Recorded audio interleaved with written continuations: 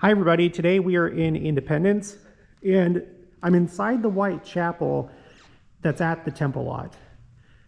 Today is one of the days that the visitor center was open, and I've become friends, I'd say, with the guy that's here to attend the visitor center, and he is allowing me to record inside their chapel. And so I wanted to show this to you. I also wanted to show you the stones that are talked about when you're on the temple lot and how they know where the temple is supposed to be, because they tried to excavate, well, they did excavate the area because they tried to build the temple back in the 20s and 30s, and they found the original stones that marked where the temple was supposed to be, and they have it in the visitor center. So this is their chapel. I've always wanted to come in here, and so I'm very grateful to my host and Church of Christ, sometimes known as Church of Christ Temple Lot, for allowing me to visit. Right there across the street is the stone church of Community of Christ. And then I'd like to go over here and look out those other windows. Actually, before I do, let's just take a seat. I want to look at these hymnals really quick. Zion's hymnal. You know, it's about the same size as our current hymnals, or at least the ones that are being replaced by the new one. I wonder how many hymns we have in common. I'm not sure. I'm not recognizing any of these names. I thought I just saw one that I did recognize. Oh, Near to the Heart of God. Okay, I thought that was something else. Okay, so let's go ahead and put that back. Is this one upside down? Yeah, let's put that like that. Okay, and then let's go look on the other side. Yeah, this is really incredible.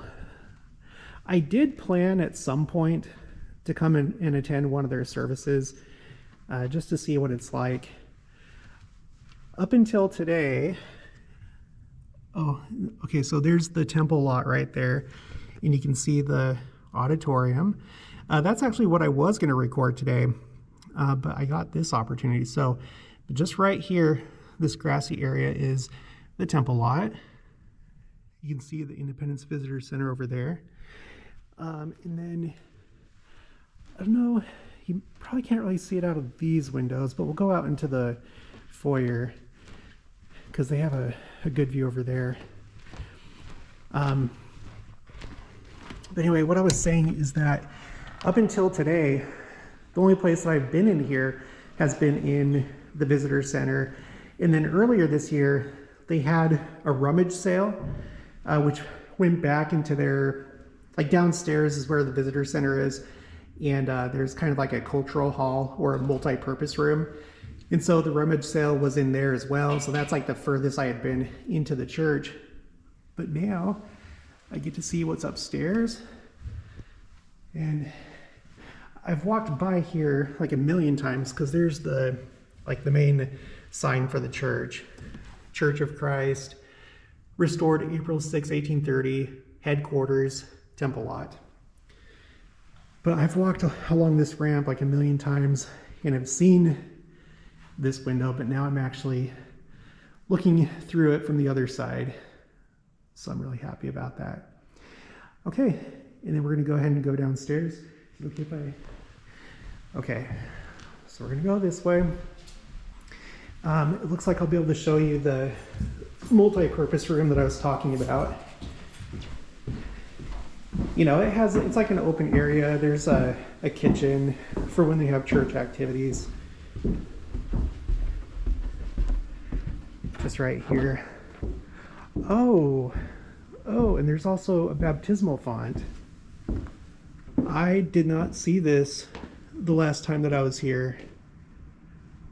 Oh, that's neat. Okay. So they have baptisms here. And then, you know, they have a kitchen area. There's kind of more going on here than in our kitchens.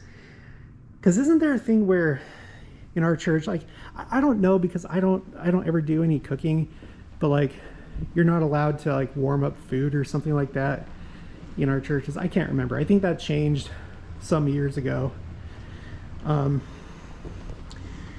When I was here for the rummage sale, I thought, like, they have some of their you know, copies of the Book of Mormon and stuff like that up here, and I thought it was part of the rummage sale, and so I tried to buy some of them, but they're like, no, those aren't for sale. Okay, and then here's the visitor center area.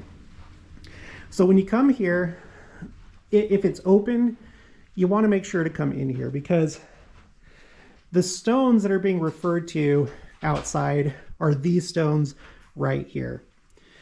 So when they excavated the temple lot area back in the 20s and early 30s, they found these stones. And this is what helped them orient where, like, how the temple should be laid out. So by using these two, they were able to determine where the corners should be for the temple. This one in particular, this basically told them where the northeast corner of the temple would be. So you have the number 40 right here, but you see that the number, like, 4 is backwards. That indicated the direction from the location of this stone where that corner should be. We're going to go outside. I'm going to show you what I'm talking about so you can picture it. And then this one was found like on the opposite side of the temple. And so when you take this one and this one and you draw a line between them, it showed them which way the temple would be facing, essentially, because the line going through these would point to geographic north. Okay, but again, I'll show that to you when we go outside. They have a bunch of pamphlets here. If you want to learn more about their doctrine, you can check this out. I've taken a few of these myself, and I'll probably take more in the future, because I'm trying to study as much as I can about this area and the different groups, you know, the different denominations. Here's a depiction of at what one time they planned for the temple to be. So I don't know how well you can see that, but essentially it had kind of like a classic, kind of like Greek, you know, kind of like Greek architecture, at least like with those pillars. You know, it looks somewhat like a government building, it makes me think of like the Supreme Court. Oh, we got some pictures here. So you can see, so they're standing, of course, in a rectangle around basically the perimeter of the temple. And so we'll go out there and see that in just a minute. We're inside this building right now. I've looked at this publication before. This is called Zion's Advocate. This is basically like their version of the Liahona. It's like a church magazine. At one time, it used to be on, I don't know if it still is online. I was researching at one time. It kind of changed a little bit, but they have hard copies in here. And then they have this binder that you can look through. There was another building here before, but it burned down. And here's the picture of it on fire. So I can't remember here. I guess this is what it looked like before. Wow. And then look at this. This is what the area looked like when really all that you had here was just the auditorium. You know, here's the temple lot over here. And then you didn't even have the Community of Christ temple there at that point. I don't know when this is dated, but anyway, that's what this area used to look like. Anyway, I don't want to spend too much time here, but just know that if you come here, you can look at that. You also have this. This is definitely worth noting. Vision of the Temple given to Apostle T.J. Jordan. I actually read this one time on my other channel, and it is really interesting. So maybe at some point in the future on this channel, maybe I'll read it and do a separate video. But anyway, we got that. And then I got permission, so don't worry. This is the Quorum room. So they have, under normal circumstances, they have 12 apostles. I was told today that as of right now, they only have 9 because, you know, you have some that had passed away. But they go through a process. It's not like our church. It seems like it's maybe a more lengthy process to replace those apostles. But right now, they have 9. My host here told me that as of right now, the church actually has more members outside of the United States than inside the United States. And so now we'll go out. I'm going to show you the temple lot and show you those stones. Thank you so much. I'll talk to you later, okay? All right, man. Thank you. It's good to see you. You too. You're welcome. Do you want a couple copies of these? I'll get one next time. You sure? Take them with you. Well, okay. Might as well. Why not? Here you go. Thank you. Hey, have a good one, man. You too. Yeah. Nice to meet you. Happy Halloween. Okay. So he gave me those 2 issues of the Zion's Advocate, so I'll be looking at that. So right now we're facing west. If we were to continue going west, we would end up in Kansas City, like downtown Kansas City.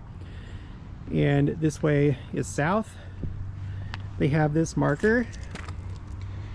Spot for temple dedicated by Joseph Smith on August 3rd, 1838. See marker at the top of the steps. Original marker stones and historical account inside the visitor center. So that's what we just looked at. So the stone that had the backwards 4 and the number 40 and then W for west was found here. Okay, spot where stone was found. So like I said, this way is west, that way is east. So the stone was essentially saying that 40 feet that way, like this stone was 40 feet west of the northeast stone, which is right there. So let's go ahead and take a look at that. From what I've researched, it seems like there was a stone or something that was placed here at the northeast corner. That was like basically from here that the temple lot was dedicated. But whatever it wasn't found, but you do have those 2 stones. Okay, so you could say that this is kind of like the primary corner of the temple. You can't really see there's kind of like a worn down path between all the different stones, but it's probably like more visible in the spring and summer. The grass is still green, but it's starting to kind of slow down and lose its color. Here's the corner. Here's the southeast corner of the temple. I don't know when the change took place, but at least by the time of Far West, it seems like the southeast corner had become like the primary corner of the temple. Brigham Young explained when they were laying down the cornerstones of the Salt Lake Temple that the southeast corner is the one that gets the most light as the sun is coming up, or it's the first one to receive light. And when you go to Far West, it has a sign for each cornerstone, and each cornerstone represents something different. The southeast stone, the primary stone, represents the first presidency. Okay, and then here's the spot for that second stone. Okay, so what I was trying to explain before is, since you have this stone that was found here, and then you have that stone that was found there, if you draw a line like that, this is geographic north, okay? And then that stone 40 feet west of the northeast stone, okay? So that's how they were able to determine where the corner should be, because the dimensions for the temple were revealed to Joseph Smith. So you know how long and how wide it's supposed to be. So all you need are those two stones to determine the rest. Over on this side of the temple lot, the west side, you have this historical marker put in place by the City of Independence and part of the American Revolution bicentennial, 1776 to 1976. Temple site, August 3rd, 1831, Joseph Smith Jr., prophet and founder of the Church of Christ, with 7 other church leaders, dedicated this site for the temple in the city of Zion, where this church believes the Lord will come to his people in the last days. Let's see, what do I want to do? Let's go ahead and look at these last couple stones. So you have southwest corner of temple. I also want to point out that the temple lot area is in an elevated location. Sometimes when you read about it, it talks about the fact that it overlooks downtown Kansas City. You can't really see it right here, but when you look down some of these streets, you get a clear shot of the downtown area, and you can see it. It's in the distance, but yeah, this is elevated above that. And then over here, you have the final stone to mark one of the corners, and this one is the northwest corner of temple, right up against the parking lot. Okay, now I want to walk toward the auditorium, and this was actually going to be my starting point for my auditorium video. I'm probably still going to do that today. I'll have to double check with my wife. She's been in our van this whole time. I went inside because I saw that the visitor center was open, and I was like, you know what, it's calling to me, I should go in there. And I was like, no, because I have these other 2 videos that I want to do. But I'm glad that I did, because my host was gracious enough to allow me to video the inside of the White Chapel. While we're walking this way, let's take a look at the chapel. It's just right back there. It's just a nice, clean, little white church. I'm so glad I was able to go inside. Okay, and I wanted to show you this. We've looked at this before on the channel, but this is the first marker that's part of the Missouri Mormon Walking Trail. You'll notice right here, it's kind of worn down, but right here is the number 1. It's the first of 14 markers that are embedded in the sidewalks of Independence, and they're all within walking distance of each other. So if you come here, either use my map, the link is in the description box of each video, or you can go to the City of Independence website. They have a map of where the markers are. So this one is number 1, is for the temple lot, and to my knowledge, this is the only piece of artwork or anything depicting Joseph Smith at the temple lot. And of course there were trees back then. Since then it's been cleared. But you have Joseph Smith, you have Sidney Rigdon, which according to my research, and you can find this on the Joseph Smith Papers website, it was actually Sidney Rigdon that dedicated the land for the city of Zion and also the temple lot itself. So we just read on that other marker that there were 7 men aside from Joseph Smith. So you have Joseph Smith, and then 1, 2, 3, 4, 5, 6, 7. And then you have a female right here. I don't know who that is. I don't know if like Emma Smith was with him or if this is the wife of somebody else. But it's her. There's a child. It looks like she might be holding a baby. And then I'm just noticing this now, but there's a hat right here. I can't tell if like this is another child or if it's just one of them they're just like holding their hat. But I love this marker right here. And it just so happens that earlier this year, I think it was in June, the man that owned the mold for that marker, he gave it to the church. He donated it to the Church History Museum, and it was the day after I made the video where I first went, because I didn't know that that sidewalk marker was there. So I just found it. I was excited about it, recorded a video, and then the next day in Deseret News, it was talking about the man that owned the mold for it giving it to the church. So I thought that was pretty incredible. Over here, hello. Over here you have one of the signs showing you that it's the temple lot. And another thing I just realized, just like within this last month or two, is that there's another one that's over here at the other corner.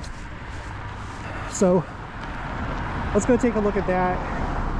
Actually, first, let's go up here to this other entrance. And then we'll go down the ramp over there. But anyway, there's those windows that we were just looking out of. And honestly, I don't remember seeing that door. Oh, but I guess that's like the foyer area, because we were looking out this way toward the temple. So yeah, that must be the door to the foyer.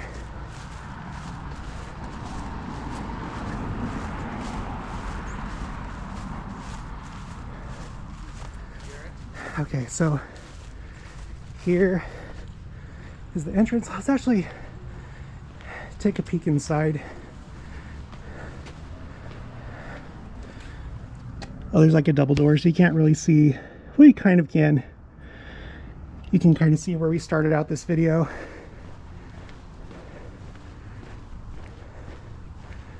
But let's go ahead and go over here.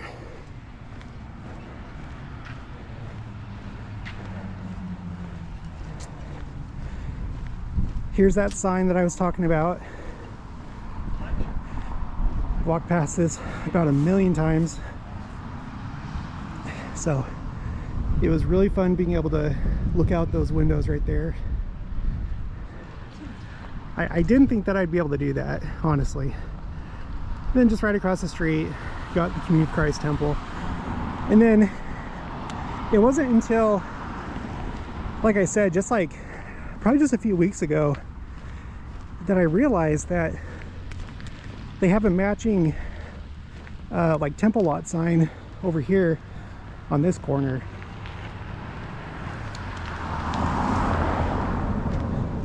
And I'm not sure why. I feel like I'm pretty observant, especially when it comes to church sites. But here is the other temple lot marker. And then you have the sign for when they hold services. So let's see, church, school, and then worship services. Looks like there's 2 of those. Yeah, so on Sunday, you got, basically, I guess it'd be like our version, like it'd be like Sunday school and then sacrament, because I think that's what worship services is. And then later in the day, a second worship services, and then a prayer service on Wednesdays.